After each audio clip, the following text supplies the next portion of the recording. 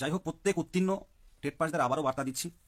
অনেকে আশা হারিয়ে ফেলছে, অনেকে আকর্ষণ পাচ্ছেন না, অনেকে টিউশনি নিয়ে ব্যস্ত আছেন, অনেকে নিজের ব্যবসা নিয়ে ব্যস্ত আছেন, অনেকে বিয়ে থা করছে, তার মধ্যে শ্বশুরবাড়ি যাওয়া আসা, অনেকে কোনো না কোনো কাজের মধ্যে ঢুকে পড়ছে বা কোনো বেসরকারি স্কুলে ঢুকে পড়ছে, সরকারি স্কুলে ঢুকে পড়ছে, কেউ আন্দোলনে মানে এরকম একটা পরিস্থিতি তৈরি হয়ে আছে। কিন্তু সকলের উদ্দেশ্য যে আমাদের অ্যাসিস্ট্যান্ট টিচার হিসাবে, সরকারি স্কুলে অ্যাসিস্ট্যান্ট টিচার হিসাবে আমাদের জয়েন হতে হবে এবছরই। কিন্তু আমি দেখতে পাচ্ছি আমার এই আন্দোলনের অভিজ্ঞতা থেকে এক শ্রেণীর মানুষ কিন্তু দেখে যাচ্ছে, ও যাচ্ছে আমি যাবো না, আমি যাচ্ছে ও যাবে না। যে কোনো সময়ে ছাত্র আন্দোলন পরিবর্তন করে দিতে পারে, এই একই কথা বারে বারে বলতেও ভালো লাগে না। আর একদল সত্যিকারেরই আছে শুধু ফেসবুক, কিছু কিছু কমেন্ট আমাকে অনেকে জানায়, দাদা এই ছেলেটা কোনোদিন আন্দোলনেই যায় না। আর আসুন, না হলে কিন্তু সামনের দিন বর্তমান পরিস্থিতি আমরা বুঝতে পারছেন, 3 তারিখে কেন আসতে বলছি, সংঘবদ্ধতা থাকুন। এ বছরের শেষের অনেক আগে আমরা নোটিফিকেশন পাবো, এ বছরের শেষে 2025 সালের আগে অনেক আগে নোটিফিকেশন পেতে পারি আমরা। আর বর্তমান পরিস্থিতিতে শুধুমাত্র আমরা যদি নিউজ চ্যানেল ওরিয়েন্টেড, খবরের কাগজ ওরিয়েন্টেড বসে থাকি, কবে আসবে, কবে নিউজ পাবো যে 50,000 ভ্যাকান্সিতে প্রাথমিক শিক্ষক নিয়োগ হবে, তাহলে হবে না, তাহলে পাবো না। পরিষ্কারভাবে জানাচ্ছি, এখানে পক্ষে বিপক্ষে শত্রু মিত্র জায়গা নেই। আমার নিজের বাবা অসুস্থ, চোখ মুখ সব ফুলে গেছে, সেই অবস্থায় কাজ করছে, সেটা দেখতেও ভালো লাগছে না। আর অনেকে বলেন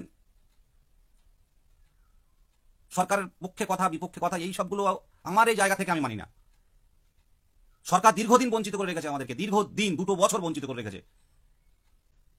পাশে থাকার কখন আওয়াজ দিই, পাশে থাকার কখন বার্তা দিই। আমরা সরকার বারবারই বলি যে আমরা উত্তীর্ণরা কিন্তু আমরা সবাই ভোটাধিকার প্রয়োগ করেই কিন্তু সরকার গঠন করেছি।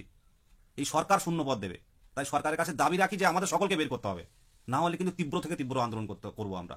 আমরা কেউ বিপক্ষে নয়, এটা গণতান্ত্রিক সরকারের বিপক্ষে নয়, কিন্তু আমাদের অধিকার ছিনিয়ে নিলে কিন্তু আমরা ছেড়ে কথা বলবো না। আর অলরেডি ছিনিয়ে নেওয়া হয়েছে, এই দাবিতে রাজপথে নামতে হবে।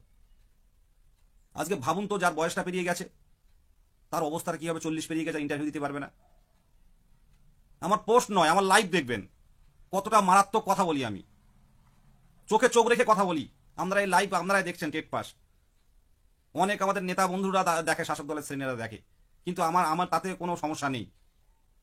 এলাকায় থাকতে গেলে আপনারা সবাই জানেন, প্রত্যেকে নিয়েই থাকতে হয়। সবাই ভালো করেই জানেন যে এই 2022 প্রাথমিক টেট কি হারে আন্দোলন করছে। যারা এই প্রাথমিকের মধ্যে নেই তারাও ভালো করে জানে যে 2022-এর প্রাথমিক টেট দীর্ঘ 5 বছর পর টেট হয়েছে, স্বচ্ছ টেট হিসেবে সবাই জানে। সেই টেট এখনো পর্যন্ত কিছু করেনি, লজ্জা লাগা দরকার। আর এই লজ্জাটা যারা ওই আন্দোলনে আসে না, এদের হওয়াটা আরো দরকার। 3 তারিখে প্রত্যেকে আসুন, হকের দাবি ছিনিয়ে নেওয়ার অবশ্যই আসুন। বর্তমান পরিস্থিতি আমরা দেখতে পাচ্ছি, একটা রং আরেকটা রঙের পিছনে লেগে একটা পরিস্থিতি গরম করার অবস্থা, আর মাঝখানে উন্নয়ন ভুলে যাবে মানুষ। মানুষ ছুটবে সেই মধ্যযুগীয় ধর্মের টানে। 8 বছর পর আবার প্রাইমারি নিয়োগ, এসএলএসটি হয় না, ধারাবাহিক নিয়োগ নেই রাজ্যে, রাজ্যে ধারাবাহিক নিয়োগ নেই, টিচার ধারাবাহিক নিয়োগ নেই। এখন তো সব ক্যাজুয়ালে ঢুকছে দেখতে পাচ্ছি, কন্ট্রাকচুয়ালে, কোনো চাপ নেই, কোর্ট কেসও হবে না, কোনো সমস্যা নেই, কন্ট্রাকচুয়ালে ঢুকে যাচ্ছে, বছরের পর বছর চাকরি করবে, একদম বয়স পর্যন্ত চাকরি করবে, সবকিছু আছে। ছোট্ট একটা বিজ্ঞাপন দিয়ে কন্ট্রাকচুয়ালে হয়ে যাচ্ছে। মানসিক পরিস্থিতি মোটেও ভালো না। আর আমি আবারও পরিষ্কারভাবে জানাচ্ছি, বর্তমান পরিস্থিতি, আমরা শিক্ষক সমাজ, আমরা হবু শিক্ষক। আজ একটা সকালে কোশ্চেন দেখছিলাম, যে একটা ভালো কোশ্চেন, মাঝে মাঝে আমি দেখি, পড়াশোনা টুকটাক করি, যে আপনাকে কেন বেছে নেব, মানে আপনাকে কেন সিলেক্ট করব। আপনি তো শিক্ষকতা করতে এসছেন প্রাথমিকে, তো অনেকে হাজার হাজার সব ইন্টারভিউ দিতে আসছে, তো আপনাকে কেন সিলেক্ট করব। ঠিক ঠিক ঠিক, কোশ্চেনটার মূল্য কিন্তু অনেকভাবে অনেকে বলতে পারে। অনেকে বলতে পারে আমি টেট কোয়ালিফাই করেছি, আমি প্রশিক্ষণ প্রাপ্ত, আমার ভালো লাগে, বা আমার বাচ্চাদের ছোটবেলা থেকে স্বপ্ন আমার এই, অনেকে বিভিন্নভাবে বলতে পারে।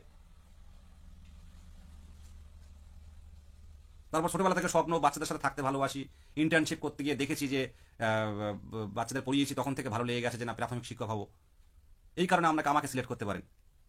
আমার উত্তর আমি আবার একটু আলাদা বলবো, যে ধৈর্য, অন্যদের থেকে ধৈর্য আছে। একটা শিক্ষার্থী 1 to 5 তাদের পড়াতে গেলে প্রধান দরকার, সবাই আমরা প্রশিক্ষণ প্রাপ্ত, সবাই কিন্তু টেট পাস। সেই কারণে সিলেক্ট হওয়ার থেকে আমার মনে হয় যার ধৈর্য আছে তার সিলেক্ট হওয়া বেশি। প্রাথমিক শিক্ষকতার আমার ব্যক্তিগতভাবে মনে হয় ধৈর্যটা আগে দরকার। আজকে গ্রুপে কোথাও কোনো গ্রুপে সেইভাবে অ্যাক্টিভিটি নেই, সব হারিয়ে যাচ্ছে দিন দিন। আমি কিন্তু টাইমলি লাইভটা করি, অনেকে মেসেজ করে বিভিন্নভাবে, দাদা একটা লাইভে এসো, একদম হারিয়ে যাচ্ছে সবকিছু। কিন্তু লিড করা, সামনে থেকে লিড করা, এর যন্ত্রণাটা একটা আলাদা। এই যন্ত্রণা বাইরে কাউকে বলাও যায় না, সবাই দেখে ভালো আছি, সবাই দেখে ভালো, এই তো ঠিকঠাক আছি। প্রত্যেকের যন্ত্রণা সেই বুঝতে পারে, এই ধৈর্যটা থাকার দরকার। আর বর্তমানে যা মেন কথা বলছি যে বর্তমান রাজ্য রাজনীতি পরিস্থিতি যেটা হচ্ছে, একটার সাথে আরেকটার যুদ্ধ বাঁধিয়ে দেয় এরকম একটা পরিস্থিতি। এনফিল্ড রাইফেল, আমি ডাইরেক্ট বলবো না, শিক্ষক সমাজ এগিয়ে আসতে হবে। প্রত্যেক ক্যান্ডিডেটকে বলবো কোনো রকম ইস্যুতে না গিয়ে আপনারা রাজপথে আসুন। ওবিসি ভাইদের বলবো সমস্ত ওবিসিদের দ্রুত, যাদের সার্টিফিকেট ছিল তাদের দ্রুত সার্টিফিকেট প্রদান করে যে কোনো উপায়ে তাদেরকে নিয়োগে আনতে হবে। না হলে আমাদের বেশি শূন্যপদ দেওয়া হোক, না হলে সরকার দেবে সেই অপেক্ষায় বসে থাকলে কিন্তু অবস্থা অন্যরকম হয়ে যাবে। কারণ এখন রসায়নটা, কেমিস্ট্রিটা অন্য জায়গায় চলছে। আমরা ভালো করে, আপনারা ভালো করে দেখবেন যে আগে বা অন্যান্য সরকারের, আমার যেহেতু বয়সও খুব বেশি না, আমার যেটুকু অভিজ্ঞতা থেকে ভাবি যে প্রত্যেকবার ভোটের আগে কিন্তু একটা নিয়োগ হয়, উন্নয়ন দেখানো হয় যে এই উন্নয়ন আমরা করেছি, তার ভিত্তিতে আমরা ভোট দেবেন, বা এই কদিনের মধ্যে এই উন্নয়ন করবো, আমাদের ভোট দেবেন। কিন্তু বর্তমানে রসায়নটা অন্যরকম হয়েছে, একটু পাল্টেছে। দেখুন, রাজনীতির বাইরে কিন্তু আমরা কেউ না। আমি এক সময় বলতাম যে রাজনীতি এইসব ঠিক না, এগুলো ঢোকা উচিত না। কলেজ জীবন যখন পড়তাম, কোনোদিন রাজনীতিও অ্যাক্টিভভাবে কোনোদিন করিনি আমি, আজও পর্যন্ত কেউ বলতে পারে রাজনীতি করেছি। তো আমাদের সাথে একটা সিনিয়র দাদা থাকতো, সে বলতো বিদেশ রাজনীতির বাইরে কিছু হয় না। সত্যি তাই, রাজনীতির বাইরে আমি কোথাও যে কোনো কিছু রাজনীতির বাইরে নেই, সব রাজনীতির মধ্যে আছে। আমরা রাজনীতিকে, আমরা শিক্ষিত সমাজ রাজনীতিকে বর্তমানে আমরা পছন্দ করি না। পছন্দ না করে শুধু আমরা নিজের স্বার্থে, আমাদের ফ্যামিলি, একটা চাকরি হলেই যথেষ্ট। কিন্তু এই রাজনীতিটাই কিন্তু সারা কিছু চালনা করছে। যে পঞ্চায়েত প্রধান, সে 8 পাসও নয়, আর আমরা MA BA DLED করে আপনারা গিয়ে যাচ্ছেন, তারা যা বলছে তাই শুনছেন, কিছু বলার নেই। আমি যে কথাটায় আসছিলাম, ভোটের আগে যে নিয়োগগুলো হতো, আগে বিভিন্ন উন্নয়নের খতিয়ান দেখানো হতো, সেই উন্নয়নের ভিত্তিতে মানুষের কাছে ভোট চাইতো। আর বর্তমানে রসায়নটা অন্য জায়গায়, একদম প্রমাণিত এটা। সেই জায়গায় দাঁড়িয়ে শিক্ষকদের নিয়ে আদৌ নিয়োগ হবে কি হবে না, সেটা কিন্তু আমরা কেউ বলতে পারি না। কিন্তু প্রতিরোধ গড়ে তুলতে হবে, আন্দোলন নয়, প্রতিবাদ নয়, প্রতিরোধ গড়ে তুলতে হবে, তাহলে পাবেন। যেটা আমাদের সংবিধান বলে, কনস্টিটিউশন বলে, আর্টিকেল 21A, যে শিক্ষার অধিকার, ফ্রি অ্যান্ড কম্পালসারি এডুকেশন, 1 থেকে 14 বছর যে কম্পালসারি এডুকেশন, সেটা সম্পূর্ণ বিঘ্নিত হচ্ছে, যেটা কনস্টিটিউশন বিরোধী। মুখ থুবড়ে পড়ছে। একটা স্কুলে একটা টিচার, একটা স্কুলে 2টো টিচার, আপনারা দেখতে পাবেন। আমি আমার বন্ধুর সাথে কথা বলছিলাম চাকরি করে, সেখানে টোটাল স্কুলে 30 জন, টোটাল স্কুলে 30 জন স্টুডেন্ট। আমি কি ব্যাপার, কিভাবে? তা বলতে বসিয়ে বসিয়ে পড়াই। আবার কিছু কিছু স্কুলে আবার বড়দের মতো ক্লাস হয়, যেখানে প্রচুর স্টুডেন্ট, কিন্তু 3 জন মাস্টার থাকলে আপনার স্কুলে কি আমার বাচ্চা বা আপনার বাচ্চা কেউ দেবে? কেউ দিতে চায় না 3 জন মাস্টার থাকলে। সেখানে যদি 8-10 জন মাস্টার থাকে, তখন কিন্তু অনেকে ভাববে নতুন করে 2টো একটা এক্সট্রা বই ধরানো হলো স্কুলে, তখন কিন্তু স্টুডেন্টরা আসবে। বেসরকারির দিকে মানুষ কেন, মানে খরচের সত্ত্বেও মানুষ কেন যাচ্ছে? নিয়োগ নেই। আমার কথাগুলো বলা এই কারণে, এই একই টেপ রেকর্ডার আমি বাজাই, একই টেপ রেকর্ডার, কিন্তু আপনারা অনেকে, আমাদের মানে অনেকের মানে সেই কি বলবো, সেই হুঁশ ফেরে না, রাজপথে পাওয়া যায় না। একদল যাদের পায় তারাই আসে।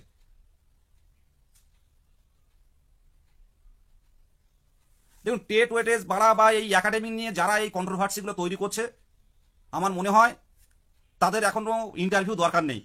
আরে যা টেট পাস আছে, বা পরিষ্কারভাবে বলছি, যদি শূন্যপদ নিয়ে আসতে পারি, কোনো একটা টেট পাস বসে থাকবে না, কথাটা সত্যি। ভালো ভালো পরিমাণ কিন্তু শূন্যপদ রয়ে গেছে। আমরা এখন থেকে যদি নিজেদের মধ্যে এইসব কন্ট্রোভার্সি তৈরি করি, নিজেদের মধ্যে বিভেদ তৈরি করি, বিভিন্ন ক্ষেত্রে আমি দেখতে পাচ্ছি, আমার কাছেও মেসেজ আসে, অনেক রকম মেসেজ বিভিন্ন গ্রুপের, কিছু বলছি না। আমার চাকরিটা কি করে হবে, এই চিন্তা ভাবনা করলে খুব ক্ষতি হবে। আমরা সকলে যাতে একসাথে বেরিয়ে যেতে পারি, সেই চেষ্টাটা করতে হবে। কারণ প্রত্যেকেরই কিন্তু একটা আশা রয়েছে, প্রত্যেকেরই কিন্তু বাড়িতে বাবা মা আছে, প্রত্যেকের একটা আশা আছে যে আমার এবার কিছু হবে। এই জায়গায় যদি কেউ বাধা হয়ে যায়, তার মতো দুঃখ আর কেউ পাবে না। দেখবেন কি হয় যদি শূন্যপদ কম আসে, দেখুন কত ছেলে মেয়ে কোন অবস্থায় পরিস্থিতি তৈরি হয়, সব কি ডিপ্রেশনে চলে যাবে সব। কারণ এত বছর পর টেট হলো, 18-20 সেশনে ডিএলরা এখনো পর্যন্ত টেট, এই 22-এর টেটটা দিয়ে পাস করেছে, তারা এখনো পর্যন্ত কোনো ইন্টারভিউ যায়নি। দেখুন, আমি যেমন বলবো, যেটা সঠিক সেটা তুলে ধরবো। আবার এটাও ঠিক, দেরিতে হলেও কিন্তু প্রাথমিকে নিয়োগ হয়েছে। আমার কে কিভাবে নেবেন আমি জানি না, কিন্তু দেরিতে হলেও কিন্তু প্রাথমিকে কিন্তু নিয়োগ দিয়েছে। আমরা ভেবে দেখুন, দুর্নীতি হয়েছে, মানতে হবে। 2014 সালে যথেষ্ট দুর্নীতি হয়েছে, কিছু মানুষ করেছে, দুর্নীতিগ্রস্ত কিছু মানুষ করেছে। 48,000, 16,500, এই 12,000-এর মতো এই কয়েক বছরের নিয়োগ হয়েছে। আর এবারে 50,000 ভ্যাকান্সির নিয়োগ। আজ এটা করতে হবে, এবার দিতে হবে, কারণ এবারে অন্য কিছু নিয়োগ করতে পারবে না সরকার, যা পরিস্থিতি। কোনো পরীক্ষা নিতে পারবে না, এইভাবে ওবিসির সমস্যা যদি ঝুলিয়ে রাখা হয়, কোনো পরীক্ষাও নিতে পারবে না।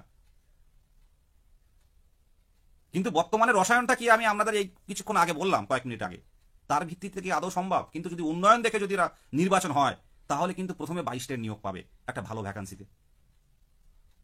আবারও বলছি যে সরকার বিরোধী আমাদের কাজ নয়, ফেসবুকে বিপ্লব করা আমাদের কাজ নয়, নেতা মন্ত্রীরা কি করছে আমাদের কাজ নয় ওটা।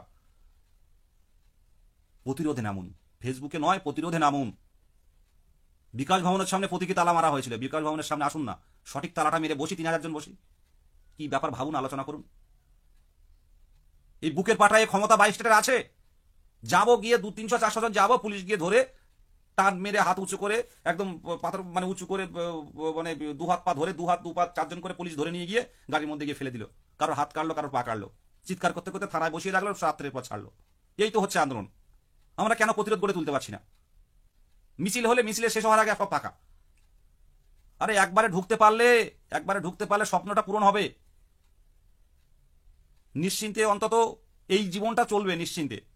যারা 2017 ভাইয়ের দাদারা শিক্ষকতা বা শিক্ষিকা চাকরি করছে, তাদের জীবনধারাটা দেখুন পাল্টে গেছে। আগে তারা কিন্তু একটু সোশ্যাল মিডিয়াতে থাকতো, কথা বলতো, কিন্তু আস্তে আস্তে তারাও কিন্তু কর্মজীবনে প্রবেশ করেছে। তাদের বেশি কিছু দেখা যায় না। 2017 যারা চাকরি পেয়ে গেছে, দেখুন অ্যাক্টিভিটি কিন্তু তেমন নেই। আস্তে আস্তে আমরাও এমন হয়ে যাব। কিন্তু 17 সামনে 17-তেরও বহুদিন বঞ্চিত করে রাখার পর নিয়োগ করেছে। তবে এই ওবিসির মতো এত বড় একটা ইস্যু সামনে আসেনি। আর আমাদের, আমি বলবো আমাদের নেগেটিভিটি বলতে গেলে ওবিসি মামলার জন্যই যে নিয়োগ হচ্ছে না এমন না, সরকার নিয়োগ করবে না, কিন্তু আমরা চাইছি যে সমস্তভাবে সরকার ইচ্ছে করলে কোনো না কোনো প্রসেস তৈরি করে অবশ্যই পারে, সেটা সদিচ্ছা দরকার, সেই জায়গাটা তৈরি করতে নামতে হবে। ওবিসি ভাইদের বলবো, আমি নিজেও ওবিসি, তারপরও বলবো আন্দোলনে থাকতে হবে। ওবিসি 10 বছর দিয়ে রেখেছে সরকার, কোনো না কোনো সমীক্ষা করে তো, কি কয়েকটা বাড়িতে সমীক্ষা করলেও তো করেছে। 10 বছরে যে সার্টিফিকেটটা একজন ব্যবহার করে 10 বছর পরে এসে সেটা ইনভ্যালিড, এটা তো কোনোভাবেই হতে পারে না। এটা দায়িত্ব পুরো সরকারের, রেসপন্সিবিলিটি সম্পূর্ণরূপে সরকারের। আর সরকার কয়েকটা লোকে হয় না, সরকার হয় গণতান্ত্রিক পদ্ধতিতে তৈরি, একটা একটা পোস্ট বলতে পারেন, গণতান্ত্রিক সিস্টেমের মাধ্যমে সরকার গঠিত হয়। রাষ্ট্রবিজ্ঞান যেটা বলে যে আমরা গণতান্ত্রিক সিস্টেমে ভোটাধিকারের মাধ্যমে নির্বাচিত করি। সরকার এবার জনগণের সার্বিক উন্নয়নের চেষ্টা করবে, জনগণের কর্মসংস্থান সৃষ্টি করবে, জনগণের ফ্রি কম্পালসারি এডুকেশন সৃষ্টি করবে। ঠিকঠাক হচ্ছে কিনা, সঠিকভাবে যারা মানে মত প্রকাশের স্বাধীনতা থেকে শুরু করে সমস্ত অধিকার যাতে থাকে, সেগুলো দেখার দায়িত্ব সরকারের। শান্তিপূর্ণ অবস্থান, শান্তিপূর্ণ ধর্মাচরণ সবকিছু করার দায়িত্ব সরকারের থাকে, সরকারের দায়িত্ববোধ থাকে। সেই দায়িত্ববোধে 2 বছর দেখানো যায়নি। 3 তারিখে আসুন, প্রত্যেকের উদ্দেশ্যে বলছি, হঠাৎ করে লাইভে আসা, 3 তারিখে আসুন। 3 তারিখে আমরা কি করব সেটা গ্রুপে জানিয়ে দেবো। হ্যাঁ, 10,000 তো নামলে ইন্দ্রনীল দত্ত, ধন্যবাদ তোমাকে ভাই। এরা হচ্ছে original teacher, original Indranil Dutta দাদা। এরা হচ্ছে শিক্ষক। এরা বৃষ্টিতেও স্কুলে যখন চাকরি পাবে, বৃষ্টিতেও একটা ছাতা না থাকলে ওইভাবে ভিজতে ভিজতে স্কুলে চলে যাবে। এরাই স্কুলে গেলে স্কুল একদম পুরো হয়ে জোয়ার তৈরি হয়ে যাবে স্কুলে। দেখুন, একাডেমিক নিয়ে কারা ঝামেলা, পরিষ্কারভাবে আমি ঐক্যমঞ্চের একজন সক্রিয় সহযোদ্ধা হিসেবে বলছি, ঐক্যমঞ্চের কেস আপডেট গ্রুপ আর ঐক্যমঞ্চের ফেসবুক গ্রুপের পোস্ট ছাড়া বাইরে কারা পোস্ট করছে এগুলো দায়ী কিন্তু আপনারা কেউ এইগুলো বিশ্বাস করবেন না, সে যেই হোক না কেন। মানে সমস্ত রকম পোস্টের দায়িত্ব সে নিজে থেকে করছে, তার পার্সোনাল মতামত। আমি পরিষ্কারভাবে একটা কথা বলছি, এখানে যেই হোক না কেন, আমাকেও বলছি, আমারও পোস্ট, এটা আমার ব্যক্তিগত মতামত। আর ঐক্যমঞ্চের যে ফেসবুক গ্রুপ, মানে সোশ্যাল ফেসবুক গ্রুপ যেটা আছে, এবং কেস আপডেট গ্রুপ যেগুলো আছে, সেখানে যে তথ্য দেওয়া হবে সেটাই সঠিক। আমরা সরকারের পাশে থাকব। প্রথম এবং প্রধান কথা যে আমাদের নিয়োগটা দ্রুত দিতে হবে। আর এই নির্বাচনের আগে কিন্তু একটা নিয়োগ অবশ্যই আমরা কিন্তু আশা করছি, এবং এটা নির্বাচনের আগেই কিন্তু আমাদের নিয়োগের নোটিফিকেশন কিন্তু আমরা পাবো। আমি বারবার একটা কথা বলতে চাই, অনেকে বলে দাদা সরকার বিরোধিতা করতে হবে, সরকার বিরোধী হতে হবে, সরকারের বিরুদ্ধে নামতে হবে। আমি আবারও পরিষ্কারভাবে জানাচ্ছি, দেখুন আমরা হবু শিক্ষক, আমরা আন্দোলন করলে অবশ্যই সরকারের বিপক্ষে আমরা স্লোগান দিই, কিন্তু এমনটা নয় সকাল থেকে সন্ধ্যে পর্যন্ত আমরা সরকার বিরোধী, সরকারের বিভিন্ন রকম পদক্ষেপ, বিভিন্ন রকম কর্মসূচির বিরোধিতা করব। ওটা আমাদের কাজ নয়। আমাদের নিয়োগ দরকার, আর নিয়োগের বিপক্ষে যেটুকু যা বলার দরকার আমরা বলবো। দীর্ঘদিন অপেক্ষা করে রাখা হয়েছে, দীর্ঘদিন অপেক্ষা, তার বিরুদ্ধে আমরা গর্জে উঠবো, প্রাথমিক দুর্নীতির বিরুদ্ধে গর্জে উঠবো।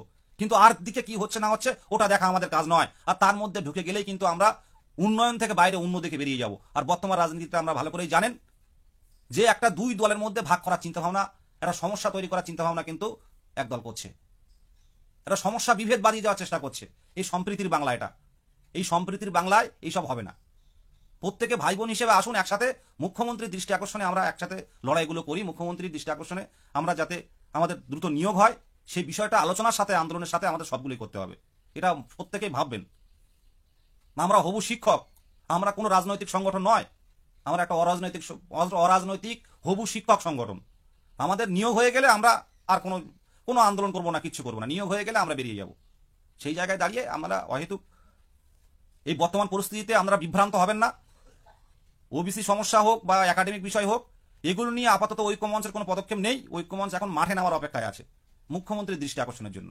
যে দিদি আমাদের নিয়ে ভাবুন, অন্ততপক্ষে শূন্য পদটা বলুন, অন্ততপক্ষে 50,000 শূন্য পদ আপনি পর্ষদের ওয়েবসাইটে দিয়ে দিন, আমরা আন্দোলন করব না, আমাদের আন্দোলন থেমে যাবে।